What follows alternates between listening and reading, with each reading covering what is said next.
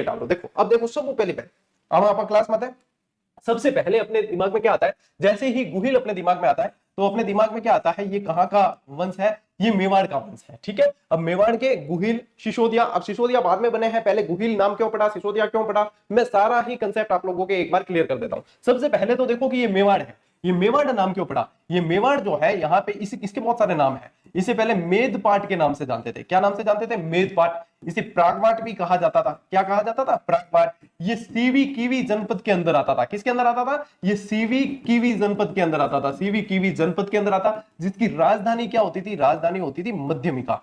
राजधानी का नाम क्या था, मध्यमिका। और इससे पहले वाले जो चैप्टर मैंने आरबीएससी के ही पढ़ाए हैं उसमें मैंने आप लोगों को बताया था कि जब सिकंदर ने आक्रमण किया तो पंजाब और उसकी तरफ बसने वाली जो है मालव और मालव हो गए, योद्धे हो गए, सीवी कीवी, ये सारे जो है यहाँ पे आ गए थे उस समय और यहाँ पे आके बस गए थे, तब ये मेवाड़ वाला क्षेत्र जो है वो बस गया था। ठीक है, ये मेवाड़ वाला क्षेत्र तब बस गया था। अब देखो मेवाड़ के अंदर आप लोगों को ये पूछेंगे कि जैसे मेवाड़ के अंदर कौन सा वंश है, गुहिल वंश है। कौन सा वंश है, गुहिल वंश का शासन रहा है मेवाड़ के अंदर। इन्हें ध्यान रखना हिंदुआ सूरज के नाम से जानते थे, इन्हें क्या कहा जाता था, हिंदुआ सूरज कहा जाता था। ठीक है, हिंदुआ सूरज के नाम से जानते थे। साथ ही साथ में आपको ध्यान रखना है कि ये जो गुहिल वंश है इनकी कुल देवी कौन थी, क्या ध्यान रखोगे, इनकी कुल देवी, जिन्हें बायण माता के नाम से जाना गया, क्या कहा गया, बायण माता के नाम से जाना गया, जो अपन कहते हैं आम बोलचाल की अपन भाषा में कहते हैं बाण माता जी, कहीं क्या, बाण माता जी। और क्या ध्यान रखेंगे अपन, कुल देवता, कुल देवता, तो कुल देवता इनके कौन है, एकलिंग जी। कौन है, एकलिंग जी। और एकलिंग जी को ही यहाँ का क्या माना जाता है, वास्तविक शासक माना जाता है। क्या कहते हैं, वास्तविक शासक कौन है, एकलिंग जी ही है। तो राजा कौन हुए, कि यहाँ के जो राजा हुए, यहाँ के जो राजा है वो बाद में कहलाए राणा, क्योंकि राणा शाखा आएगी बाद में, वो यहाँ के क्या कहलाते थे, दीवान कहलाते थे। वो क्या कहलाते, दीवान कहलाते थे।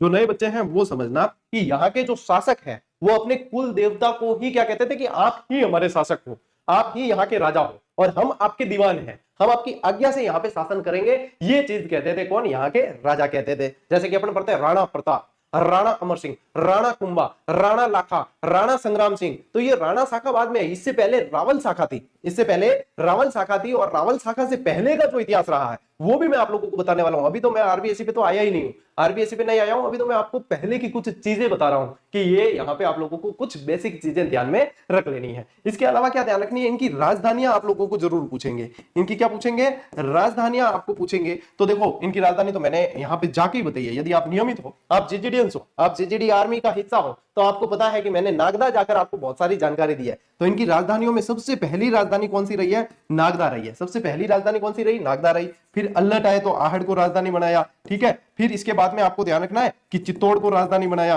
किसको बनाया, चित्तौड़ भी राजधानी रही है। फिर आपको ध्यान रखना है कि कुंभलगढ़ राजधानी रही है। क्या रही है, कुंभलगढ़ भी राजधानी रही है। और आपको ध्यान रखना है कि चावंड राजधानी रही है। क्या राजधानी रही, चावंड। और फिर उदयपुर भी राजधानी रही है। ठीक है, इसके अलावा एक आवरगढ़ और राजधानी रही है। क्या रही है, आवरगढ़ भी राजधानी रही है, जो यहाँ की आपातकालीन क्या राजधानी कहलाती, आपातकालीन, कुछ समय के लिए ही बनाया था, आपातकालीन राजधानी के रूप में जाने की, कुछ समय के लिए ही बनाया था। बाकी फिर इसके लिए जाना जाता था कुंभलगढ़ को। ठीक है, कुंभलगढ़ को जाना जाता था। तो यहाँ पे ये आपको ध्यान रखना है कि ये क्या है। अब इनके मूल पुरुष के अंदर अपन जानते हैं कि मेवाड़ वंश का यानी कि गुहिल वंश का मूल पुरुष कौन रहा है, तो अपन जानते हैं कि बापा रावल। क्या जानते हैं कि बापा रावल रहे हैं। लेकिन ये गुहिल नाम कहां से पड़ा, तो ये चीज अपन जानेंगे। उससे पहले आप क्या करें कि इसका स्क्रीनशॉट ले लो एक बार। ये क्या है, ये बेसिक चीज है आप लोगों के, तो इसका स्क्रीनशॉट ले लो, फिर मैं आपको बताता हूं आगे कैसे क्या हुआ। अच्छा, इसमें चित्तौड़ तो आ गया, ठीक है, मैंने तो चित्तौड़, हाँ चलो ठीक है।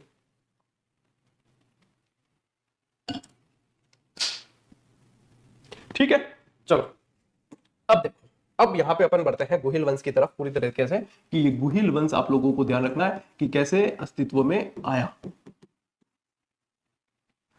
देखो डालो, यहां पे एक गांव था जिसका नाम था केहर। क्या नाम था, केहर। केहर गांव में एक ब्राह्मण रहते थे जिनका नाम था देवादित्य।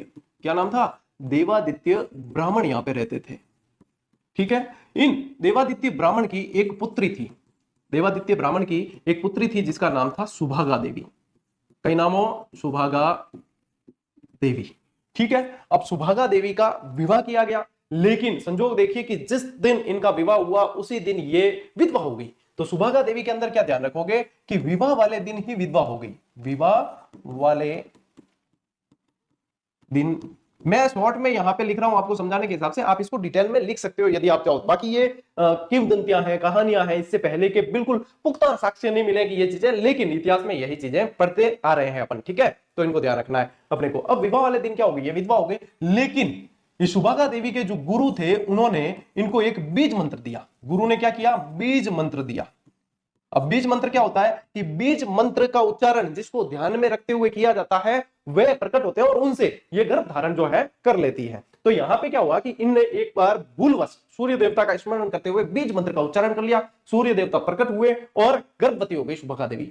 अब गर्भवती हुई तो लोक लाज, भाई विधवा थी ये तो, और लोग कैसे समझेंगे कि भाई ये तो बीज मंत्र के कारण हुआ है, तो लोक लाज के कारण जो है इन्होंने क्या किया कि जो ये थे ना देवादित्य ब्राह्मण, इन्होंने क्या किया कि सुभागा देवी को कहां भेज दिया, वल्लभी नगर भेज दिया। कहां पे भेज दिया, वल्लभी नगर भेज दिया। सुभागा देवी को वल्लभी नगर भेज दिया, क्योंकि ये क्या है कि भाई ये देवादित्य जो थे इनको लोक लाज का डर था कि भाई पुत्री की भी बदनामी होगी और ये चीज है, तो इन्होंने क्या किया कि इनको भेज दिया लोक लाज के कारण वल्लभी नगर भेज दिया। अब यहाँ पे ये बीज मंत्र वाला आपको स्टोरी जो है वो ध्यान में रखनी है, बीज मंत्र वाली स्टोरी यहाँ पे आपको ध्यान में रखनी है, ठीक है। अब ये वल्लभी नगर जाती है तो वल्लभी नगर में इनके एक पुत्र जन्म लेता है, पुत्र का जन्म हुआ, ठीक है। अब पुत्र धीरे धीरे बड़ा हो रहा है, तो पुत्र क्या है कि बाहर जैसे खेलने जाता है सहपाठियों के साथ वगैरह, तो मैं थोड़ा क्या मजाक कर देता, मजाक में पूछता कि तेरे पिताजी का नाम क्या है, आपके पापा का नाम क्या है, बताइए, यूं वो फलाना टीम का। इनके पुत्र ने एक बार घर पे आके जिद ली, अपनी माँ को कहने लगे कि भाई मेरे पापा का नाम बताओ ये वो। तो फिर जितने में जो है सूर्य भगवान प्रकट होते हैं और सूर्य भगवान जो है इन्हें पूरी बात बताते हैं। पूरी बात बताने के बाद में इनको एक शिला भेंट की जाती है। क्या करते हैं, इनको एक शिला भेंट की, शिला भेंट की। शिला मतलब समझते हो, एक मतलब लादित टुकड़ो हम सको, यानी पत्थर का टुकड़ा, और कहा कि इस शिला को हाथ में रखे तो जिसके भी भाई हाथ देगा वो गिर जाएगा, वहीं वहीं गिर जाएगा, मतलब वो खत्म हो जाएगा, मर जाएगा। तो इस शिला के दम पर इन्होंने पूरे वल्लभी नगर के जो है राजपाट को हासिल कर लिया, वल्लभी नगर के ये बन गए राजा। और इनका नाम इसी कारण, इस शिला के भेंट के कारण इनका नाम क्या हो गया, शिलादित्य हो गया, ठीक है। देखो मैं पूरा एक तरीके से आप लोगों के लिए रूट मैप कैसे बनता है वैसे मैं बना रहा हूं, ताकि आप लोगों के लिए रिवीजन करना बहुत आसान हो जाए और बार बार आप रिवीजन कर पाओगे, तभी ये चीजें स्थायी होगी, ठीक है ना। एक तरीके से ये रोड मैप बन रहा है आप लोगों के लिए, इतिहास का रोड मैप तैयार किया जा रहा है। अब ये किस नाम से जाने गए, ये शिलादित्य के नाम से। और इन्होंने क्या किया, ये वल्लभी पर शासन किया। इन्होंने क्या किया, वल्लभी पर इन्होंने शासन किया, वल्लभी पर शासन किया। अब देखो वल्लभी पे एक समय क्या हुआ, वल्लभी पे एक समय हुआ विदेशी आक्रमण, एक समय विदेशी आक्रमण हुआ। समय कोई 524 ईस्वी के आसपास था, लेकिन समय का पुख्ता प्रमाण नहीं है, इसलिए आप समय नहीं भी लिखोगे तो चलेगा। अब वल्लभी पे जो विदेशी आक्रमण हुआ उसमें शिलादित्य मारे जाते हैं। यहाँ पे इसमें क्या होता है, शिलादित्य की मृत्यु होती है, विदेशी आक्रमण। और यहाँ पे आपको क्या ध्यान रखना है कि शिलादित्य की होती है मृत्यु, शिलादित्य की मृत्यु हो जाती है। इसी समय इनकी पत्नी, अब यहाँ पे मैं फिर देखो रूट मैप बना रहा हूं, तो यहाँ पे क्या ध्यान रखना है कि शिलादित्य की पत्नी, शिलादित्य की पत्नी जो थी उनका नाम था पुष्पावती। क्या नाम था, पुष्पावती। ये पुष्पावती जो है गर्भवती थी, ठीक है, ये गर्भवती थी। और ये पुष्पावती कहां गई हुई थी, अपने परमार, ये परमारों की पुत्र थी, तो परमार पिता के पास, परमार पिता के पास गई हुई थी। और परमार पिता के पास में कहां गई हुई थी, चंद्रावती गई हुई थी। परमार पिता के पास कहां पे, चंद्रावती गई हुई थी ये, ठीक है। चंद्रावती कहां पड़ता है, आबू सिरोही के अंदर। चंद्रावती कहां पड़ता है, आबू सिरोही के अंदर। अब ये परमार पिता के पास में पुष्पावती कहां है, परमार पिता के पास में गई हुई थी, चंद्रावती गई हुई थी। जब जैसे ही इन्हें पता चलता है कि विदेशी आक्रमण हुआ है और शिलादित्य जो है इनकी मृत्यु हो गई है, तब ये क्या करती है, ये सती होने का प्रयास करती है, सती होने का प्रयास करती है। लेकिन लोगों द्वारा इन्हें रोक लिया जाता है, क्योंकि ये गर्भवती भी, और इन्हें कहा जाता है कि गर्भवती महिला जो है सती नहीं हो सकती, आप सती नहीं हो सकती। ऐसे समय में इनको जो है एक गुफा में शरण दिया जाता है। इनको कहां ले जाया जाता है, एक गुफा के अंदर शरण दिया जाता है, गुफा में शरण दिया जाता है। ये कुछ समय वहीं रहती है और वहीं पे जो है पुत्र को जन्म देती है, एक पुत्र का जन्म होता है, ठीक है, एक पुत्र का जन्म होता है। और चूंकि गुफा के अंदर पुत्र का जन्म होता है, इसलिए इस पुत्र का नाम क्या होता है, इस पुत्र का नाम होता है गोह। इस पुत्र का नाम गोह या फिर गुहे दत्त कहा जाता है। क्या कहते हैं, गुहे दत्त या गोह। अब ये गोह या गुहे दत्त नाम जो है वो कमलावती ने दिया था। ये नाम किसने दिया, ये कमलावती ने दिया। और कमलावती कौन है वो भी मैं आप लोगों को बताता हूं, लेकिन ये रूट मैप समझ आ रहा है कि किस तरीके से आगे बढ़ना है। ये ऐसे बढ़ना है आगे, देखो जिस जिस तरफ मैंने एरो किए हैं वो अब आपके दिमाग में स्टोरी पूरी घूमेगी, स्टोरी तो घूमेगी, लेकिन आपके पास में हिस्ट्री की क्लास का रोड मैप है, आपके पास हिस्ट्री की क्लास का रोड मैप है। ये सारी चीजें आरबीएसई 10वीं की किताब में नहीं दी हुई, लेकिन अब बताइए ये चीजें पढ़नी तो जरूरी है, ये चीजें पढ़नी तो जरूरी है, तभी तो अपना भैया बेस बनेगा ना ये चीज पढ़ने का। तो ए टावरो ए भी पढ़नी जरूरी है। अब हिम्मत है स्क्रीनशॉट लो एक बार, बढ़िया तरीके रोड मैप है कि नहीं बताओ, अभी तो भी लागे क्या, अब विकेट पड़ी हुई है, ठीक है। तो लो रोड मैप।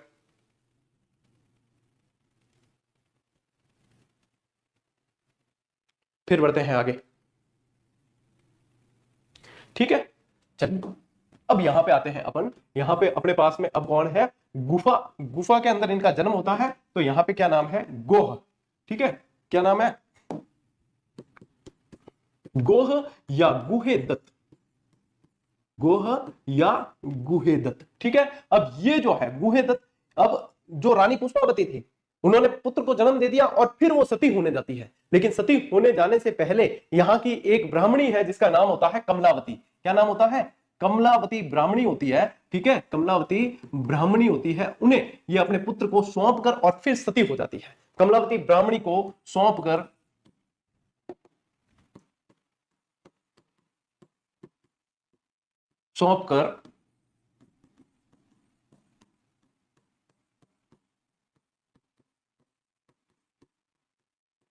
पुष्पावती सती हो जाती है। अब कमलावती के पास में ये गोह या गुहेदत्त जो नाम है वो पुत्र धीरे धीरे बड़ा होने लगता है, और ये जो क्षेत्र है, ये कमलावती जो है ना, ये कमलावती ध्यान रखना वीरनगर की रहने वाली होती है। कहां की होती है, वीरनगर की कमलावती होती है, वीरनगर की रहने वाली। और इसी वीरनगर के पास में पड़ता है ईडर, इसी के पास में क्या पड़ता है, ईडर। और ईडर के अंदर उस समय भीलों का राज था। ईडर के अंदर किसका राज था, भीलों का राज था यहाँ पे, ठीक है, भीलों का राज था। तो ये जो गुहादित्य है, यानी कि ये गुहादित्य बाद में जाना जाएगा इस नाम से, गुहिल के नाम से जाना जाएगा। ये जो गोह है ये भीलों के बच्चों के साथ में खेलते खेलते बड़ा होने लगा, और थे को एक राज किलम खेल में जिम एक जनो लीडरशिप कर दिया करे और बाकी सारा अनुसरण कर दिया करे, यानी कि एक राजा की तरह कमांड देता है और बाकी सारे दरबारी और प्रजा की तरह पालन करते हैं। वही चीज यहाँ पे जो है ये गोह करने लग गया, और इन्होंने बच्चों ने जो है इस गोह को अपना राजा स्वीकार कर लिया। इन्होंने कहा कि आप हमारे राजा हो, और यही बात पहुंच जाती है किसके पास में, ईडर के उस समय भील वृत्त जो वहां के शासक होते हैं भीलों के, मंडलिक नाम के व्यक्ति के पास में। तो भीलों का राज था यहाँ पे। फिर ये बात, ये पूरी बात ध्यान रखना, ये लिख भी सकते हो आप। तो यहाँ पे ये पहुंच जाती है मंडलिक के पास, बात पहुंच जाती है। और मंडलिक कौन होते हैं, भील वृद्ध कह सकते हो, वृद्ध भील आप कह सकते हो, जिसके पास में भीलों के राजा होने का मतलब वो शासन वहीं पे वही चला रहे थे, ठीक है। जब ये बात उनके पास पहुंचती तो वो खुश होते हैं, और वो जो है यहाँ का ईडर का राजा गोह या गुहादित्य को बना देते हैं, और उनका नाम वहां पे ये कर देते हैं गुहिल। तो ये क्या करते हैं, अब यहाँ पे आप नाम लिखेंगे गुहिल, यहाँ पे क्या नाम रखेंगे, गुहिल को राजपाट सौंप देते हैं। ये गुहिल को राजपाट सौंप कर संन्यास ले लेते हैं, सौंप कर संन्यास ले लेते हैं ये, ठीक है। कौन संन्यास लेते हैं, ये मंडलिक जो भीलों के वृद्ध राजा होते हैं, ये यहां से जो है यहाँ पे संन्यास ले लेते हैं। यहां समझ में आया, गोह जो है गुहेदत्त कमलावती के पास, फिर देखो ईडर वाला संबंध है, फिर ये चले गए इनके पास में। ये इस तरीके से आपको जो है ध्यान रखना है, ठीक है। अब इनके बाद में और भी शासक हुए हैं, जैसे इनके बाद में एक सील शासक हुआ है, ठीक है, और सील और अपराजित भी शासक हुआ है, ठीक है, अपराजित भी शासक हुआ है। अपराजित का एक लेख भी मिला है, क्या ध्यान रखोगे, अपराजित का तो एक लेख भी मिलता है, अपराजित का लेख मिलता है। कहां से मिलता है अपराजित का लेख, तो यहाँ पे नागदा के अंदर एक मंदिर है, नागदा में कुंडेश्वर महादेव मंदिर है, नागदा में कुंडेश्वर महादेव एक मंदिर है, महादेव मंदिर से इसका लेख भी मिलता है, ठीक है, मंदिर से प्राप्त। तो ये जो है प्रारंभिक शासक हुए हैं ये, मतलब इसके बाद में और भी शासक हुए हैं, जैसे इनके बाद में जो है 8वीं सदी के अंदर नागादित्य हो जाते हैं, 8वीं सदी में शासक बनते हैं नागादित्य, ठीक है, 8वीं सदी में नागादित्य शासक बनते हैं। मतलब देखो प्रारंभिक शासकों की बात हो रही है, अभी बापा रावल से मैन तो चीजें स्टार्ट होगी, ठीक है, लेकिन यहाँ पे आप लोगों को ये ध्यान रखना है। अब नागादित्य जो होते हैं ना, ये दुर्व्यवहार करते हैं लोगों के साथ में दुर्व्यवहार करने के कारण जो है इनकी हत्या कर दी जाती है। इनकी क्या करते थे, नागादित्य की जो है हत्या कर दी जाती है, और हत्या कौन करते हैं, यहाँ के भील जो होते हैं वो इनकी हत्या कर देते हैं। और उसके बाद में क्या होता है कि यहाँ पे नागादित्य के पुत्र होते हैं, एक नागादित्य के 3 वर्षीय, यानी इनकी जब हत्या होती है तब इनके 3 वर्षीय पुत्र होते हैं, और उन पुत्र का नाम होता है बापा रावल, बापा रावल। अब इनके जो शुभचिंतक होते हैं उन्हें बापा रावल की चिंता होने लगती है कि 3 वर्षीय बालक है बापा रावल, इनका क्या किया जाए। तो फिर इनको वापस याद आता है, कमलावती याद आती है। तो कमलावती के जो वंशज होते हैं नागर ब्राह्मण, उन्हें बापा रावल को सौंप दिया जाता है। तो इन्हें बापा रावल को किसे सौंप दिया जाता है, नागर ब्राह्मणों को। किसे सौंप देते हैं, नागर ब्राह्मणों को सौंप दिया जाता है। और यहां से फिर आप लोग पढ़ते हैं कि बापा रावल जो है ब्राह्मणों की गाय चराया करते थे। क्या करते थे, बापा रावल क्या करते थे, गाय चराते थे ब्राह्मणों की, ठीक है, गाय चराते थे। तो फिर स्टोरी शुरू होती है बापा रावल की, फिर स्टोरी शुरू होती है बापा रावल की। अब बापा रावल की स्टोरी में आप लोगों को बोल के सुनाता हूं, ठीक है। अब गाय चराते थे, यहां पे 2 चीजें ध्यान रखनी है आप लोगों को, एक तो राष्ट्रसेनी माता, ध्यान में रखनी है, और एक हरित ऋषि ध्यान में रखना। हरित ऋषि ध्यान में रखना है। देखो मैं आप लोगों को पूरी स्टोरी रोड मैप बनाकर यहां से घुमाते हुए यहां पे लेके आया हूं, ठीक है टाब्रो, और स्टोरी पे बढ़िया याद है, ठीक है, अब बिल्कुल सही तरीका है। तो यहाँ पे हरित ऋषि और राष्ट्रसैनी माता यूं ध्यान में रखनी है कि बापा रावण क्या करता कि ब्राह्मणों की गायें चराने लेन जाता। अब गाय चराने जंगल में जा रहे हैं, कहीं जंगल में जा रहे हैं, तो उनमें से जो है कि एक गाय जो है वो एक जगह जाती थोड़ी सी गुफा के अंदर, और वहां से जो है जब वापस आती तो दूध पूरा खाली। तो कुछ दिन तो उन्होंने देखा कि हो सकता है ऐसे ही, लेकिन ये तो रोज का ही होने लग गया। तो फिर एक दिन बापा रावल ने पीछा किया कि एड़ो होशियार कौन है जो मैं गाय लेना हूं ने गुफा में बैठो बैठो दूध दूध है पूरो पूरो, एड़ो कौन आई गो भाई। तो बापा रावल क्या है कि लारे लारे गया, और देखते हैं बापा रावल कि गाय एक जगह जाकर खड़ी हो जाती है, नीचे पूरी पत्तियां बिछी हुई है, और दूध की धार अपने आप वहां पे गिरने लगती है, और अपने आप गिर रही है, और दूध पूरा खाली हो जाता है थन में से, गाय वापस आ जाती है। बापा रावल को अचंभा हुआ कि कोई धोने वाला ही नहीं है, और फिर भी जो है ये दूध खुद खाली करके बापा रावल जाते हैं और वहां से पत्तियां हटाकर देखते हैं, तो वहां पे जो है एक शिवलिंग उन्हें मिलता है, एक शिवलिंग उन्हें नजर आता है, और पास में ही एक योगी तपस्या कर रहे होते हैं, और वो योगी होते हैं हरित ऋषि, वो योगी होते हैं हरित ऋषि। फिर बाद में धीरे धीरे ये जो है हरित ऋषि की सेवा करने लगे, हरित ऋषि की गायें चराने जाने लगे, इनकी बहुत अच्छे से इन्होंने सेवा की। बापा रावल ने तो हरित ऋषि इनसे बहुत ज्यादा प्रसन्न हुए, हरित ऋषि बहुत ज्यादा प्रसन्न हुए, और हरित ऋषि का ये कहते हैं कि हरित ऋषि के देवलोक जाने का एक बार समय हो गया था, और विमान देवताओं का विमान उन्हें लेने आया, तब हरित ऋषि चाहते थे कि मैं बाबा रावल को अमर कर दूं। तो ऐसा बताते हैं इतिहासकार, किंवदंतियों के अंदर लिखा हुआ है, और इतिहास की कई सारी पुस्तकों के अंदर किंवदंतियों का जिक्र करते हुए ये चीज लिखी गई है जो मैं बता रहा हूं ना बाबा रावल के बारे में, वह चीज, और आप लोगों ने भी पढ़ी और सुनी होगी। और इनको क्या है कि अपन किंवदंतियों के रूप में ही माने। तो फिर वो देवलोक जाने के समय जैसे विमान में बैठते हैं तो बापा रावल को बुलाते हैं, और अपने मुंह के अंदर पान का पीक होता है, वो बापा रावल कहते हैं मुंह खोलने का कहते हैं, और वो उनके अंदर मुंह में पान का पीक थूकने की कोशिश करते हैं, लेकिन थोड़ी सी अवज्ञा वहां पे बापा रावल कर लेते हैं, घृणावश वो थोड़े से पीछे हट जाते हैं, और वो पान का पीक उनके पैरों पे गिरता है। तब हरित ऋषि कहते हैं कि ये यदि तुम्हारे मुंह में गिरता तो तुम अमर हो जाते, मैं तुम्हें अमर करना चाहता था, लेकिन ये तुम्हारे पैरों में गिरा है, तो जहां जहां तक तुम्हारे पैर जाएंगे वहां वहां तक तुम्हारी सत्ता रहेगी, तुम्हें कोई हरा नहीं पाएगा। और वो उन्हें एक मतलब धन का भी बताते हैं, जहां पे कुछ धन था तो उस धन को इकट्ठा करके राष्ट्रसैनी माता के आशीर्वाद से एक बड़े राज्य की स्थापना बापा रावल करते हैं। इतिहास में इन्हें काल भोज माल भोज के नाम से भी जाना जाता है, और फ्रांसीसी सेनापति चार्ल्स मार्टन से इनकी तुलना की जाती है। ये बापा रावल के बारे में। बापा रावल से फिर जो है इन गुहिल वंश का मूल पुरुष जो कहा जाता है बापा रावल को कहते हैं, और यहीं से फिर जो है इतिहास पढ़ने में आता है। और आपके आरबीएससी राजस्थान अध्ययन की जो क्लास 10 की किताब है उसके अंदर ये ही बापा रावल से ही आपके इतिहास शुरू किया गया है। तो ले और स्क्रीनशॉट में पूरी थान रोड मैप और बेस बना दिया है, अब साला आप आरबीएससी की किताब के अनुसार। अच्छा, इसके अलावा भी आरबीएससी की किताब के अंदर जो चीज दे रखी है उसके अलावा भी मैं साथ साथ में बताता रहूंगा। एक बार आप इसका स्क्रीनशॉट लो, फिर अपन चलते हैं आगे।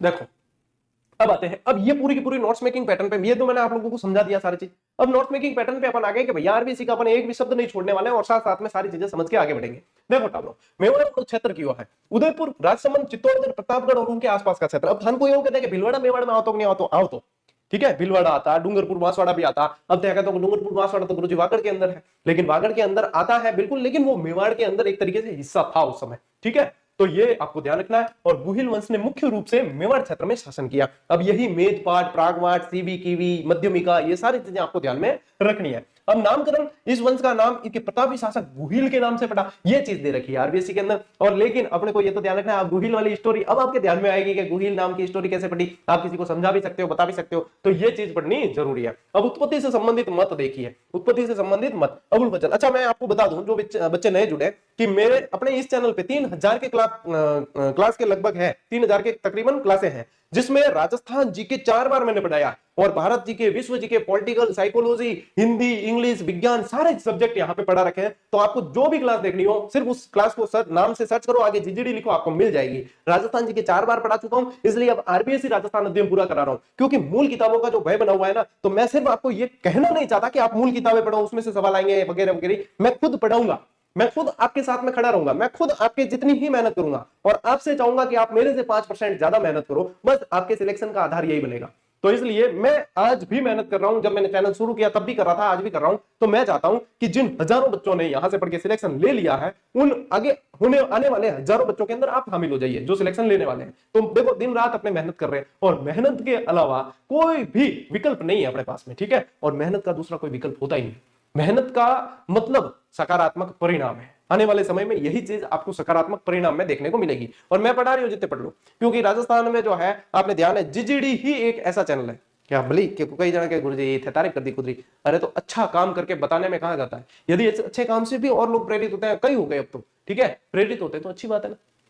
लो फिर देखो अबुल फजल, अब देखो उत्पत्ति के मत, अबुल फजल ने क्या कहा है कि ईरान के शासक नौसे खां से संबंधित है। अब ये चीज पूछी जाती है एग्जाम में, ये चीज ऐसे की ऐसे पूछी जाती है कि नौसे खां वाला मत किसने बताया, तो ये अबुल फजल ने कहा है कि ये नौसे खां से संबंधित है, ठीक है। कर्नल जेम्स टॉड क्या कहते हैं कि ये वल्लभी के शासकों से संबंधित मानते हैं। अब वल्लभी के शासकों से संबंधित वाली स्टोरी बता दी मैंने, क्यों मानते हैं वल्लभी से, ठीक है, तो ये भी ध्यान रखना है। मुहणो नैन्सी और गोपीनाथ शर्मा क्या कहते हैं, इनके ब्राह्मण होने का मत देते हैं। अब ब्राह्मण होने का मत क्यों दिया, क्योंकि देखो लालन पालन किसने किया है, तो वो ब्राह्मणों ने किया है, जैसे कमलावती ब्राह्मणी थी, उन्होंने जो है लालन पालन किया, तो इस वजह से देते हैं। अब स्थापना के बारे में डॉक्टर गौरीशंकर हीराचंद ओझा के अनुसार 566 ईस्वी के आसपास गुहिल ने अपना शासन स्थापित किया, ठीक है, गुहिल ने अपना शासन स्थापित किया। और प्रमुख शासक कौन कौन हुए, गुहिल के बाद मेवाड़ के अगले प्रतापी शासक कौन बने, बप्पा रावल, सीधा देखा इसके अंदर बप्पा रावल। लेकिन बप्पा रावल और गुहिल के बीच में अपने शासक हुए और भी, जैसे मैंने आपको बताया नागादित्य शासक हुए हैं, ठीक है, तो ये ध्यान रखेंगे। अभी देखो बप्पा रावल पढ़ते हैं, उसके बाद में भी मैं आपको 2-3 शासक बताऊंगा, वो भी ध्यान रखना है आपको, ठीक है। लो स्क्रीनशॉट ले लिया। अब बप्पा रावल पे आते हैं अपन। इनका टाइम पीरियड बताया जाता है 734 से 753 ईस्वी के मध्य इनका समय बताते हैं टाइम पीरियड। अब देखो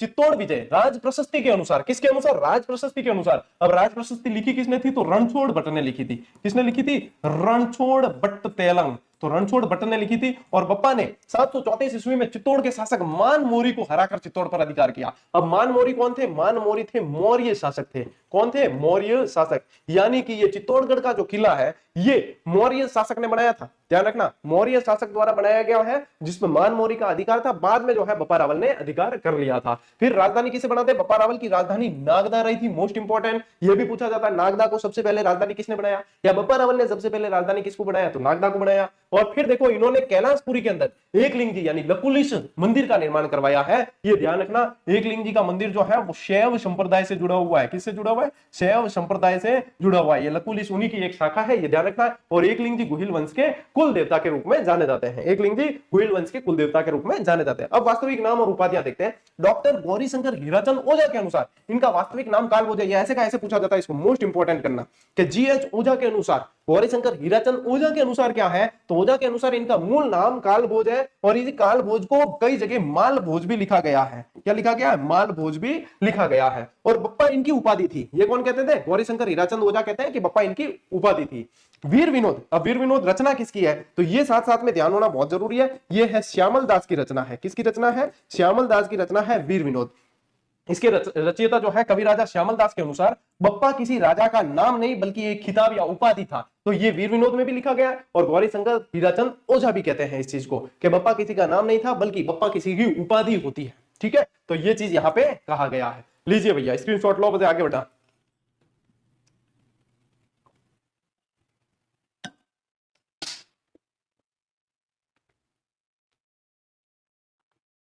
अब देखो बप्पा रावल की कुछ सैन्य उपलब्धियां देखते हैं। जैसे इनकी ऐसी मान्यता है कि शुरुआत में मानमोरी की सेवा की थी, बाद में मानमोरी को हराकर अधिकार कर लिया। और जब चित्तौड़ पर विदेशी आक्रमण हुआ तो बप्पा ने उन्हें सिंध तक खदेड़ दिया था। इतनी इनके अंदर सामर्थ्य थी। और इनके बारे में तो बहुत सारी चीजें कही भी जाती है कि एक झटके में जो है 3 बकरों को काट देते थे, इतना वो 37 की धोती पहनते वगैरह, बहुत सारी जो है अतिशोक्ति में कही गई चीजें हैं। ऐतिहासिक तुलना यदि देखें तो इतिहासकार सीवी वैद्य ने, ये मोस्ट इंपोर्टेंट कर देना क्योंकि ये पूछेंगे कि बप्पा रावल की तुलना फ्रांसीसी सेनापति चार्ल्स मार्टल से किसने किया है, ठीक है। मार्टल ने क्या किया था, यूरोप में सर्वप्रथम मुसलमानों को परास्त किया था, इसलिए इनकी तुलना किससे की है, चार्ल्स मार्टल से की है। जो की किसने है, ये सीवी वैद्य ने किया है, इसलिए ये ध्यान रखना बहुत जरूरी है। ये पूछा जाएगा किसने किया है, तो सीवी वैद्य ने किया है। ये आप लोगों को ध्यान रखना है, ठीक है, ये आप लोगों को ध्यान रखना है। अब देखो बप्पा रावल के बाद में जो है, बप्पा रावल के बाद में और भी शासक हुए, जैसे कि खुमान हुए हैं, ब्रत भट्ट हुए हैं वगैरह, बहुत सारे हुए, खुमान आदि शासक हुए, ऐसे लिख सकते हो आप, खुमान आदि शासक हुए हैं। किसके बाद में, बप्पा रावल के बाद में खुमान आदि शासक हुए, ये भी लिख सकते हो। लेकिन एक मुख्य शासक आएंगे इनके बाद में जो इंपॉर्टेंट है और पूछा भी जाता है, जिनका नाम था अल्लट, ठीक है, जिनका नाम क्या था, अल्लट नाम था। इन्हें अल्लट को जो है देखते हैं अपन ऐतिहासिक स्रोत में, कई जगह आलू राव के नाम से भी लिखा गया है, आलू राव के नाम से भी इनका नाम मिलता है। अब अल्लट के अंदर आपको 3 चीजें ध्यान रखनी है। अल्लट के अंदर क्या ध्यान रखनी है, 3 चीजें, जो 3 चीजें बता रहा हूं वही अल्लट के अंदर पूछी जाती है। एक तो भैया इन्होंने क्या किया, सबसे पहले अंतरराष्ट्रीय विवाह किया है राजस्थान के अंदर। कैसे, हुण विदेशी राजा हुए थे, तो हुण राजकुमारी हरिया देवी से इन्होंने विवाह किया। क्या किया इन्होंने, हुण राजकुमारी हरिया देवी से विवाह, हरिया देवी से विवाह किया इन्होंने। ठीक है, एक चीज तो ये ध्यान रखना। एक और क्या ध्यान रखोगे, इन्होंने नौकरशाही की शुरुआत की, नौकरशाही व्यवस्था की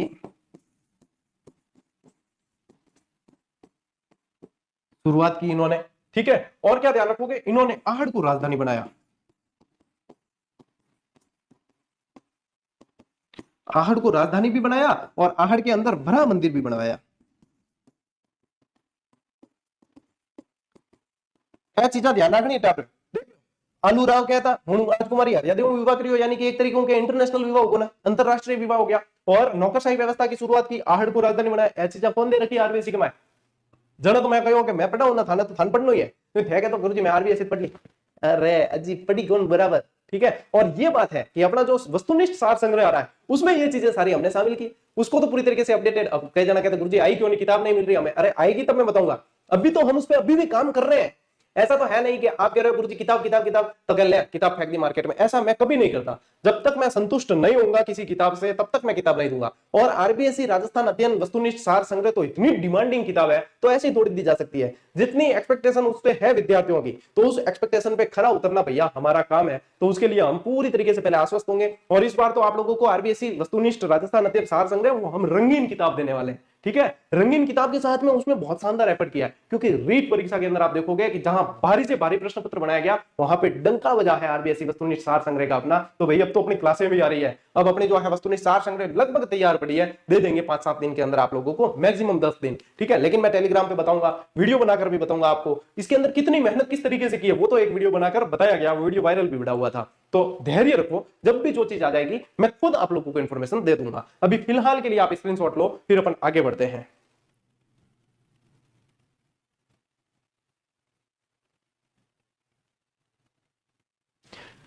ठीक है, अब देखो जैत्र सिंह अगला शासक आरबीएससी के अंदर जैत्र सिंह दे रखा है, लेकिन जैत्र सिंह से पहले कुछ शासक और हुए हैं जिनमें आप लोगों को ध्यान रखना है कि जैत्र सिंह से पहले यदि अपन शासक की बात करें तो एक शासक हुए जिनका नाम था रण सिंह, जिनका नाम था रण सिंह। कई जगह इनका नाम कर्ण सिंह भी लिखा मिलता है। ठीक है, तो अपन को ऐसे ही लिखना रण सिंह या कर्ण सिंह, ये भी जो है एक शासक हुए। अब इनके जो है आप लोगों को ध्यान रखना, इनके दो पुत्र थे, इनके दो पुत्र थे। एक पुत्र का नाम तो था क्षेम सिंह, एक का नाम तो क्या था, एक पुत्र का नाम तो था क्षेम सिंह और एक का नाम था राहत, एक का नाम था राहत। अब देखो यहां पे क्या होता है, यहीं पे मेन चीज है, यहीं पे मेन चीज है। एक तो है आपके क्षेम सिंह और एक है आपके राहत। अब जो क्षेम सिंह है वो क्या करते हैं, वो रावल शाखा की स्थापना करते हैं, वो क्या करते हैं, वो रावल शाखा की स्थापना करते हैं। ठीक है, अब ये जो है क्षेम सिंह ये रावल शाखा की स्थापना करते हैं, जिसमें यदि आप देखोगे तो आगे आ जाएंगे आप लोगों के सावंत सिंह आ जाएंगे शासक के अंदर। ठीक है, सावंत सिंह आ जाते हैं, कुमार सिंह आ जाते हैं इसी के अंदर। कौन आ जाते हैं, कुमार सिंह आ जाते हैं इसी के अंदर। फिर आप लोग देखते हो कि जैत्र सिंह आ जाते हैं इसी के अंदर। ठीक है, फिर क्या आ जाते हैं इसमें, जैत्र सिंह आ जाते हैं। ठीक है ना, तो ये चीजें ध्यान रखनी है। हाँ जी सर, बस 15 मिनट 20 मिनट और, हाँ आ जाओ। ठीक है, तो कुमार सिंह आ गए, जैत्र सिंह आ गए। ठीक है, तेज सिंह आ गए, आपके तेज सिंह आ जाते हैं, शमर सिंह आ जाते हैं, शमर सिंह आ गए, रतन सिंह आ गए। ठीक है, रावल रतन सिंह, रावल रतन सिंह के बाद में रावल शाखा का अंत होता है, राणा शाखा शुरू हो जाती है। और इन्होंने क्या किया कि इन्होंने राणा शाखा की शुरुआत की, इन्होंने क्या किया, राणा शाखा की शुरुआत की, जो कहां पे जाके, शिशोदा ग्राम के अंदर। कहां पे, शिशोदा ग्राम, शिशोदा ग्राम के अंदर, शिशोदा ग्राम के अंदर। अब शिशोदा ग्राम में स्थापना करने के कारण आप लोगों को ध्यान है कि ये क्या कहलाए, शिशोदिया कहलाए, ये क्या कहलाए, शिशोदिया कहलाए। और इन्हीं के जो आप लोगों को पता है लक्ष्मण सिंह अपने 7 पुत्रों के साथ में विदेशियों से लड़ते हुए जो है युद्ध में काम आ गए थे, तो ये वही चीज है। बाद में यहीं पे जो है राणा हम्मीर आएंगे। कौन आएंगे, राणा हम्मीर आएंगे, राणा हम्मीर, जो गुहिल वंश की शाखा को आगे बढ़ाएंगे, गुहिल वंश की शाखा को आगे बढ़ाते हैं राणा हम्मीर। फिर अपन जितने पढ़ते हैं ना, राणा कुंभा, राणा लाखा, राणा प्रताप, राणा अमर सिंह, राणा उदय सिंह, वो सारे राणा शाखा के वंशज होते हैं, क्योंकि रावल शाखा का अंत हो जाता है रावल रतन सिंह से। तो ये ध्यान रखना है कि किसके समय ये विभाजन हुआ था, दो शाखाओं में विभाजन किसके समय हुआ, तो रण सिंह या कर्ण सिंह एक ही व्यक्ति है ये, इनके दो पुत्र थे, एक क्षेम सिंह थे, एक राहत थे। तो ये इस समय दो शाखाओं के अंदर विभाजित हो जाते हैं, ये ध्यान रखना है आपको। ठीक है, स्क्रीनशॉट लो, फिर आगे बढ़ते हैं अपन। ले लियो क्या? अब देखो, अब जैत्र सिंह से पहले पहले एक और चीज आपको ध्यान रखनी, मैं कहो ना, मैं भाई साहब मैं अधूरा कौन छोड़ू, लगभग लगभग तो थान कराऊं कि हाँ भाई ये मोस्ट चीजें हैं, ये तो आपको पढ़नी ही पढ़नी है। ठीक है, अब इसके अंदर एक शासक आप लोगों को यहां पे ध्यान रखना है जिनका नाम था तेज सिंह। क्या ध्यान रखना है। अब क्योंकि तेज सिंह से सवाल पूछते हैं इसलिए मुझे तेज सिंह लिखवाना जरूरी भी है, क्योंकि तेज सिंह से सवाल पूछा जाता है। अब तेज सिंह ने बहुत सारी उपाधियां धारण की, जैसे महाराजाधिराज, महाराजाधिराज,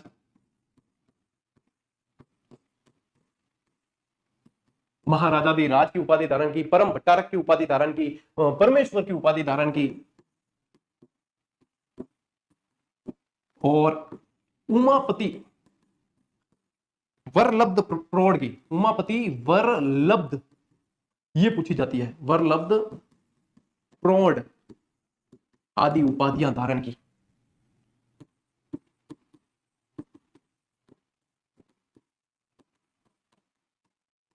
आदि उपाधियां धारण की किसने की है, तेज सिंह जी ने की है। तेज सिंह जी के समय ही एक चित्रित ग्रंथ लिखा गया जिसका नाम था श्रावक प्रतिक्रमण सूत्र चूर्णी, श्रावक प्रतिक्रमण सूत्र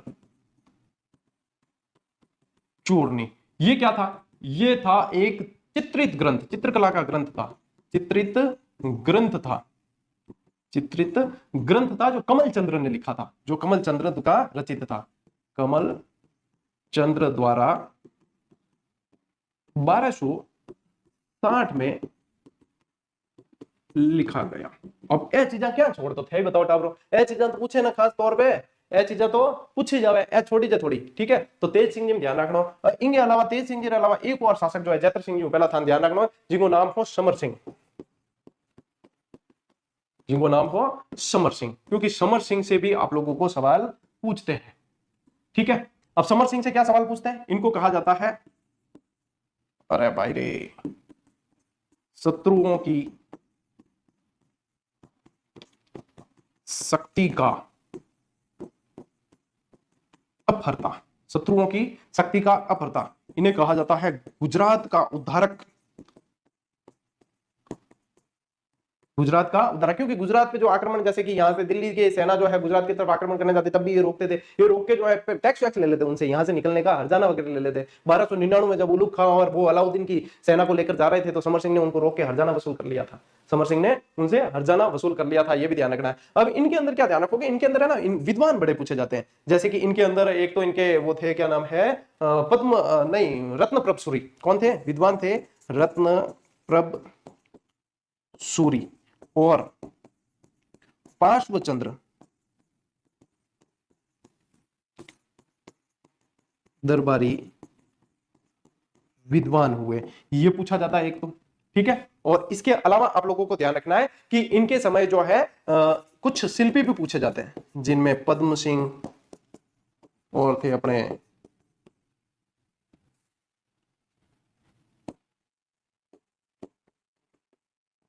ये प्रश्न बने हुए हैं, इनमें क्या ध्यान रखोगे, ये प्रश्न जो आप लोगों के जो है ये एग्जाम में पूछे गए हैं, ठीक है, ये प्रश्न पूछे गए हैं, इसलिए मुझे ये करवाने जरूरी है।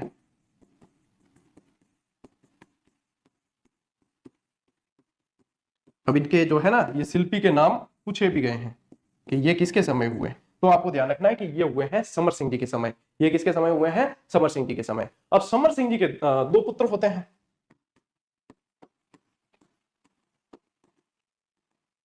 अब ये मतलब जैत्र सिंह के बाद है, लेकिन मैंने आप लोगों को बता दिया कि ये एक्स्ट्रा चीज ध्यान रखनी है, इससे पहले अपने को जैत्र सिंह पढ़ना है, ये जैत्र सिंह के बाद वाले मैंने कुछ बता दिया आप लोगों को, ठीक है। समर सिंह के बाद में दो पुत्र होते हैं, जिनमें से एक तो होते हैं रतन सिंह, एक तो होते हैं रतन सिंह और एक होते हैं कुंभकर्ण, कुंभकर्ण। अब ये रतन सिंह वही है रावल रतन सिंह, और कुंभकर्ण में ध्यान रखना है कि ये नेपाल में गुहिल वंश की शाखा रखते हैं, नेपाल में शाखा स्थापित करते हैं। अब ये जैत्र सिंह के बाद में ध्यान रखना, तेज सिंह और ये समर सिंह है ना, ये सब इनके बाद में है, और समर सिंह के बाद आपको ध्यान रखना है कि रतन सिंह और ये, अब मैं पढ़ाऊंगा आपको जैत्र सिंह और ये पढ़ाऊंगा वापस, ठीक है। ये तेज सिंह और समर सिंह लिखा है, ये उनके बाद है, ये ध्यान रखना। चले अब देखो, अब आते हैं अपन जैत्र सिंह पे। इससे पहले मैंने आप लोगों को तेज सिंह और समर सिंह की जानकारी इसलिए दी है, पहले इसलिए दी है क्योंकि आरबीसी की किताब में नहीं दे रखी, क्योंकि आरबीसी की किताब में नहीं दे रखी, इसलिए मैंने आप लोगों को ये पहले ही जानकारी दी थी कि ये एक्स्ट्रा जानकारी पहले ही आप लिख लो। अब अपन पढ़ते हैं जो आरबीएससी के अंदर एग्जैक्ट दे रखा है। जयत्र सिंह के बारे में दिया है कि 1213 से 1253 के बीच में इनका शासन रहा है और चित्तौड़ पर इन्होंने विजय की। इन्होंने क्या किया कि परमाणु से चित्तौड़ को छीनकर अपनी राजधानी बनाया है। ठीक है, परमाणु से चित्तौड़ को छीनकर इन्होंने अपनी राजधानी बनाया। ये प्रश्न पूछते हैं कि चित्तौड़ को राजधानी किसने बनाया, तो चित्तौड़ को राजधानी किसने बनाया है, जयत्र सिंह ने बनाया है। फिर यहां से ये पूछेंगे भूताला का युद्ध, बहुत मोस्ट इंपॉर्टेंट है। भूताला के युद्ध का एक्चुअल टाइम है 1222 से 1227 माना जाता है, 1222 से 1227 ईस्वी तक माना जाता है। इस युद्ध में जयत्र सिंह ने दिल्ली के गुलाम वंश के सुल्तान इल्तुतमिश की सेना को पराजित किया था। ये इल्तुतमिश की सेना के साथ में होता है और इल्तुतमिश की सेना को इन्होंने पराजित किया था, ध्यान रखना। अब इसका वर्णन जो मिलता है वो जय सिंह सूरी के ग्रंथ हम्मीर मदमर्दन में मिलता है ना। लेकिन ये राणा हम्मीर का जिक्र नहीं है, ये राणा हम्मीर का जिक्र नहीं है। ये हम्मीर कौन है, ये इल्तुतमिश के लिए ही प्रयोग किया गया है। ये क्या ध्यान रखना है कि इस ग्रंथ में सुल्तान इल्तुतमिश को हम्मीर कहा गया है, ये मोस्ट इंपॉर्टेंट फैक्ट है। ठीक है, इसमें इसको ही हम्मीर कहा गया है, ये ध्यान रखना है। फिर देखो गौरीशंकर हीराचंद ओझा के अनुसार क्या है कि दिल्ली के गुलाम वंश के सुल्तानों के समय मेवाड़ के राजाओं में सबसे प्रतापी और बलवान राजा कौन हुए, जयत्र सिंह हुए। और जयत्र सिंह में आपको भूताला का युद्ध पूछते ही पूछते हैं कि भाई इनके समय, दिल्ली के सुल्तानों के समय सबसे शक्तिशाली मेवाड़ के शासक कौन थे, जयत्र सिंह थे। और भूताला के युद्ध में इन्होंने इल्तुतमिश को पराजित किया है। और ओझा जी ने यह भी उल्लेख किया है कि उनकी वीरता की प्रशंसा उनके विरोधियों ने भी की है, कि इनके विरोधी जो थे, दुश्मन जो थे, उन्होंने भी इनकी वीरता की प्रशंसा की है। इतने ये शक्तिशाली शासक हुए हैं। लो स्क्रीनशॉट देखो। इनके बाद में मैंने इसीलिए वो पहले कराया कि इनके बाद में सीधा ही आरबीएससी की किताब में आपके दिया है रतन सिंह। लेकिन रतन सिंह से पहले फिर क्या ध्यान रखना है, रतन सिंह से पहले आपको तेज सिंह, समर सिंह और फिर ये पहला ध्यान रखना है कि समर सिंह के पुत्र कौन हुए, रतन सिंह और कुंभकर्ण हुए, जिसमें से ये चले जाते हैं नेपाल और यहाँ पे आप पढ़ते हैं अपन रतन सिंह। अब देखो रतन सिंह के अंदर क्या होता है कि रतन सिंह के अंदर अपन रानी पद्मिनी वाली कहानी जो वो पढ़ते हैं। ठीक है, अब देखो इनके बीच में यानी दिल्ली का सुल्तान उस समय इल्तुतमिश बन गया था। हाँ, इल्तुतमिश कह रहे वो अलाउद्दीन खिलजी। ठीक है, अलाउद्दीन खिलजी दिल्ली का सुल्तान बन गया, इधर रतन सिंह जो है शासक बन जाते हैं। अब इनके बीच में वैमनस्य के कारण क्या क्या है, एक तो कोई भी राजा होता है तो वो अपने साम्राज्य की रक्षा करना चाहता है और खुद का साम्राज्य बढ़ाना चाहता है। रतन सिंह भी यही चाहते थे, अलाउद्दीन खिलजी भी यही चाहता था। तो सबसे पहला और अहम कारण यही होता है कि साम्राज्यवादी नीति। ठीक है, कि अपने साम्राज्य का विस्तार करना, दूसरे के अधिग्रहण करना। तो ये है। दूसरी चीज की समर सिंह जी ने क्या किया, जो इनके पिताजी थे समर सिंह जी, उन्होंने क्या किया कि 1299 में जब यहां से गुजरात आक्रमण के लिए उलुग खां के नेतृत्व में अलाउद्दीन खिलजी की सेना जा रही थी तो उन्हें वहां पे रोका गया। उन्हें कहा कि भाई साहब टैक्स भरो, पैसे दो, तब हम जाने देंगे। तो ये वाली बात भी जो है अलाउद्दीन खिलजी को अखर गई कि एक बार तो थे गुजरात में हमलो कर रहा हूं, पाछा आए देखा कि आने के करनो है। तो ये वाली बात भी अखर गई, ये चीज है। ठीक है, मेन चीजें तो यही है। ठीक, और ये था कि गुजरात वाले रास्ते पे इतना जबरदस्त शक्तिशाली शासक नहीं हो, ये अलाउद्दीन खिलजी चाहता था, या फिर वो उनके अधीन हो ये चाहता था। और अधीनता ये स्वीकार नहीं करते मेवाड़ी। तो यहाँ पे ये सारी चीजें खिल गई। अब क्या हुआ कि एक कहानी ये निकल के आई कि रानी पद्मिनी को जो है अलाउद्दीन खिलजी हासिल करना चाहता था और इसलिए जो है रावल रतन सिंह पे उन्होंने हमला किया, और ये चीज है। लेकिन ये चीज रानी पद्मिनी वाली कहानी का उल्लेख मिलता किसमें है, मलिक मोहम्मद जायसी की रचना पद्मावत के अंदर मिलता है, जो इस टाइम पीरियड से लगभग 200 साल बाद में लिखी गई। क्योंकि वो तो शेरशाह सूरी के समय लिखी गई थी, जो 1540 की बात है। कब की बात है, पद्मावत 1540। तो अब मान लो कि आज मैं कैसा पढ़ा रहा हूं, उसके बारे में 200 साल बाद में कोई लिखेगा कि गौरव सिंह गणराव तो भाई यहाँ हो गए, वो तो भाई पया ले तो पढ़ाने रो, या यूं कोई भी ले कह ले तो भी जो मान ले लोग कि 200 साल पहला कोई एडो आदमी भी हुई। लेकिन वास्तविक स्थिति तो आज पढ़ने वाले ही बता सकते हैं, आज जिन्होंने देखा है वही बता सकते हैं। वही चीज है कि 200 साल बाद किसने देखा, तो 200 साल बाद कोई चीज लिखी गई है, उसका कोई ऐतिहासिक प्रमाण इतना मान नहीं सकते, तो इतिहासकार इस कहानी को नकारते हैं।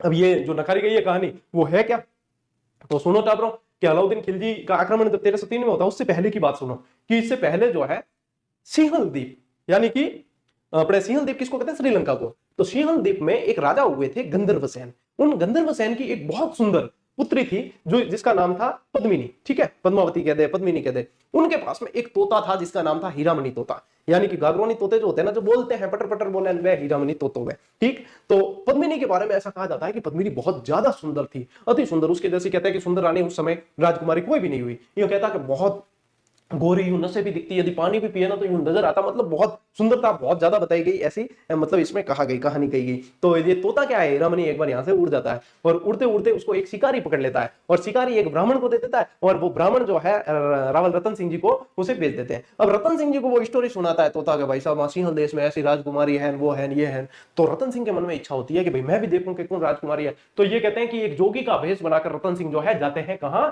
वहां श्रीलंका। अब देखो कि भगवान श्री राम को भी जाने के लिए राम सेतु बनाना पड़ा था, जो वो अमोघ अस्त्र धनुष पे चढ़ाया, तब भी वो जो है इतनी समस्याएं हुई थी, ये सब चीजें हैं। तो उस समय जो है ये जैसे 1303 की बात है, तो इस समय आप सोच के देखिए कि रतन सिंह जी कैसे पहुंचे समुद्र के पार। तो इसलिए इस कहानी को काल्पनिक बताते हैं, ठीक है। तो कहते हैं कि वो जोगी के भेष में वहां सिंहल द्वीप जाकर रहने लगे, और सिंहल द्वीप के अंदर फिर उन्होंने जो है पद्मिनी से उनको प्रेम हो गया, उन्होंने देखा था, और पद्मिनी को भी इनसे प्रेम हुआ। फिर बाद में जब गंधर्व सेन को ये चीज पता चली कि भाई ये तो जोगी के भेष में जो है ये मेवाड़ के राजा है, तो फिर उन्होंने पद्मिनी का विवाह उनके साथ में किया और उनको यहाँ पे भेज दिया। अब इतने में यहाँ पे जो है एक राघव चेतन नाम का एक तांत्रिक होता है, जो अपने रावल रतन सिंह की सेना में होता है, और वो जो है चोरी चुप के रानी को देखा करता था, है ना। और इस चीज का पता जो है रावल रतन सिंह को चल गया, और ये भी पता चला कि ये तांत्रिक है, ज्योतिष है, तो उनको उसको जो है उसको वहां से निकाल दिया गया, रावल रतन सिंह ने उसको निकाल दिया। अब वो अपनी इस मतलब अपमान का बदला लेने के लिए वो चला गया, भाई इन मतलब मैं कि नहीं मतलब यूं कोई कर दूं, मतलब घटना तो घट जाए, मेरे दुश्मन ने बांटे जाए। तो राघव चेतन भी कहा गया रतन सिंह के दुश्मन के पास, यानी अलाउद्दीन खिलजी के पास में चला गया, और वहां पे जाके उसने पद्मिनी की तारीफ की कि पद्मिनी ऐसी है, वो है, ये है। तो अलाउद्दीन खिलजी के मन में ये इच्छा उत्पन्न हो गई कि ये पद्मिनी को जो है मैं जीतूंगा हमला करके। और फिर बताते कि अलाउद्दीन खिलजी पद्मिनी को हासिल करने के लिए चित्तौड़ पर आक्रमण करते हैं, और ये चीजें हैं। अब इसमें भी चलो इस स्टोरी को जब मैं बता ही रहा हूं, हालांकि ये काल्पनिक घटनाओं पर आधारित है, लेकिन जब मैं बता ही रहा हूं तो मैं बताता हूं। फिर अलाउद्दीन खिलजी जो है आक्रमण करता है और 8 माह तक घेरा डाल के रखता है। गंभीरी और बेड़स नदी के किनारे उनकी सेना का पड़ाव डालते हैं, और चित्तौड़ी डूंगरी पर अलाउद्दीन खिलजी खुद का पड़ाव डालता है, वहीं पे दरबार लगाता है, वहीं से निर्देश देता है सारे के सारे। और 8 माह के घेरे के बाद में फिर उसे लगता है कि चित्तौड़ के दूर के दरवाजे नहीं खोल सकते, तो फिर वो एक कूटनीति चाल चलता है, और रतन सिंह तक ये पैमा संदेश पहुंचाता है कि मैं सिर्फ मुझे रानी की एक बार शकल दिखा दी जाए तो मैं यहां से अपनी सेना सहित चला जाऊंगा, आप भी शांति से रहो, हम भी शांति से रहेंगे। तो फिर रतन सिंह कहता है कि तेरे खोपड़ो खराब है, यहाँ के रानी कोई पेश करने के लिए थोड़ी है कि भाई हम उसे शकल दिखा दें और ये कर दे। तो फिर जो है दरबारियों ने सलाह मशवरा करके डायरेक्ट नहीं, लेकिन पानी के अंदर प्रतिबिंब और फिर पानी से दर्पण में और ऐसे वाया वाया शकल दिखा दी जाए, तो अलाउद्दीन खिलजी को बुलाया जाता है। और फिर कहते हैं कि रानी जिस झरोके में होती है वहां से उसकी छाया पड़ती है पानी के अंदर, पानी से छाया पड़ती है दर्पण के अंदर, और दर्पण में फिर जो है अलाउद्दीन खिलजी देखता है। और अलाउद्दीन के देखते ही कहते हैं कि वो इस वाया वाया देखते हुए भी अलाउद्दीन जब देखता है इतनी सुंदर रानी, तो फिर उसके दिमाग वहां से जो है घूम जाता है। और वो फिर अपनी परंपरा होती है, हमारी अपनी क्या परंपरा है कि हमारे घर पे कोई भी मेहमान आया तो हम सी ऑफ करने जाते हैं बाहर, ठीक है, ठेठ बार छोड़ने जावा। तो रतन सिंह क्या कि वो हम समझ गए वो जा रही हो है तो मैं छोड़ने जाऊं। तो जब वो छोड़ने बाहर जाते हैं तब वो रतन सिंह को धोखे से अपने साथ अपहरण करके ले जाता है और अपने खेमे में ले जाता है। फिर वहां से संदेश भेजता है कि यदि तुम रतन सिंह को चाहते हो तो फिर पद्मिनी को हमारे शाही हरम के अंदर भेज दो, मैं रतन सिंह को छोड़ दूंगा। यहाँ पे पीछे ये जब चीजें होती है तब रानी पद्मिनी जो है वो यहाँ पे योजना बनाती है, और अपने साथ में अपने सिंहल द्वीप से ही उनके चाचा और भतीजा साथ में आते हैं, जो जिनका नाम होता है घोरा बादल, चाचा भतीजा होते हैं वो आपस में। तो ये साथ में आते हैं, उनके नेतृत्व के अंदर 1600 पालकियां तैयार की जाती है। रानी पद्मिनी ये संदेश पहुंचाती है जब मैं आ रही हूं तो मेरे साथ में 1600 रानियां और आएगी, है ना, तो हम सब जो है वहां पे आपके शाही हरम में आने को तैयार है। तो अलाउद्दीन तो खुश कि कौन, मैं तो खाली पद्मिनी की, हम 1600 रानियां 1600 आ रही है छतरानियां तो कोई दिक्कत नहीं है। तो वहां पे जो है वो फिर 800 पालकियां तैयार की जाती है, जिसके अंदर सशस्त्र कुशल योद्धा बिठाए जाते हैं जो औरतों के भेष में होते हैं, और वो 1600 पालकियां वहां पे जाती है। और जैसे ही वहां पहुंचते हैं तब वो योद्धा अपने असल रूप में आ जाते हैं और वहां पे मार काट करके रतन सिंह जी को छुड़ाकर ले आते हैं यहाँ पे। लेकिन इस दरमियान गोरा और बादल खेत आ जाते हैं, और फिर ये कंडीशन ऐसी हो जाती है कि राजपूतों को केसरिया करना पड़ता है, और पीछे जौहर की अग्नि जला दी जाती है। रतन सिंह भी जो है लड़ते लड़ते संघर्ष करते हुए वहां पे वीर गति को प्राप्त होते हैं, और पीछे जौहर हो जाता है। ये चीज है, लेकिन ये पद्मावत के आधार पर लिखी हुई कहानी है पूरी की पूरी, ठीक है। अब मैं थान पूरी स्टोरी बता दी, सारी चीजें बता दी। अब देखो आरबीएससी में कि अलाउद्दीन खिलजी का आक्रमण कब होता है, 1303 के अंदर होता है। कारण क्या है, साम्राज्यवादी महत्वाकांक्षा और चित्तौड़ की सैनिक और व्यापारिक उपयोगिता मुख्य कारण तो यही रहा है। पद्मावत के अनुसार क्या है, 1540 में मलिक मोहम्मद जायसी द्वारा लिखित पद्मावत में आक्रमण का कारण रतन सिंह की पत्नी पद्मिनी को बताया गया, और दशरथ शर्मा इस मत को मान्यता देते हैं। डॉक्टर दशरथ शर्मा भी इस मत को मान्यता देते हैं, ये आरबीसी की किताब में लिखा है। अब देखो रतन सिंह और उनके सेनापति गोरा और बादल युद्ध में वीरता पूर्वक लड़ते हुए वीर गति को प्राप्त होते हैं, और रानी पद्मिनी 1600 महिलाओं के साथ जौहर करती है, ठीक है। आज चीज ध्यान रखनी है, ठीक, ले स्क्रीनशॉट। और ध्यान रखें कि अमीर खुसरो इस युद्ध में अलाउद्दीन के साथ होता है। तो अमीर खुसरो अपने ग्रंथ में उल्लेख करता है, उसने अपने ग्रंथ खजाइन पते के अंदर इस आक्रमण का सजीव वर्णन किया है। अमीर खुसरो ने जो है इस आक्रमण के बारे में पूरी चीज लिखी है। और चित्तौड़ का नया नाम दिया जाता है, जीत के बाद अलाउद्दीन के पुत्र खिज्र खां को यहाँ का प्रशासक नियुक्त किया जाता है, और चित्तौड़ का नाम बदल के क्या कर दिया जाता है, खिजराबाद कर दिया जाता है। क्या कर देते हैं, खिजराबाद। फिर यहाँ पे ये कुछ कार्य करवाता है खिज्र खान, और उसके बाद में मालदेव मूछाला को यहाँ का प्रशासक बना के ये चला जाता है, ठीक है। ये ध्यान रखना, मालदेव मूछाला का नाम भी आएगा, मालदेव मूछाला, मालदेव मूछाला को प्रशासक बना के ये भी चला जाता है। रतन सिंह मेवाड़ के गोहिल वंश की रावल शाखा के अंतिम शासक थे, ये ध्यान रखना है। अब देखो रावल शाखा यहाँ पे हो जाती है समाप्त रतन सिंह की मृत्यु के साथ। फिर पता चलता है कि अपने जब वो शाखा अलग हुई थी राणा शाखा, तो उनके जो है वहां पे लक्ष्मण सिंह और उनके साथ जो पुत्र थे वो भी युद्ध में काम आ गए थे। तो फिर उनके जो है वंशज राणा हम्मीर बाद में आके राणा शाखा की स्थापना करते हैं, जो अपन अगली क्लास में पढ़ने वाले हैं। तो यहाँ राणा रावल रतन सिंह तक की स्टोरी मैंने आप लोगों को पूरी करवा दी, स्क्रीनशॉट ले लो।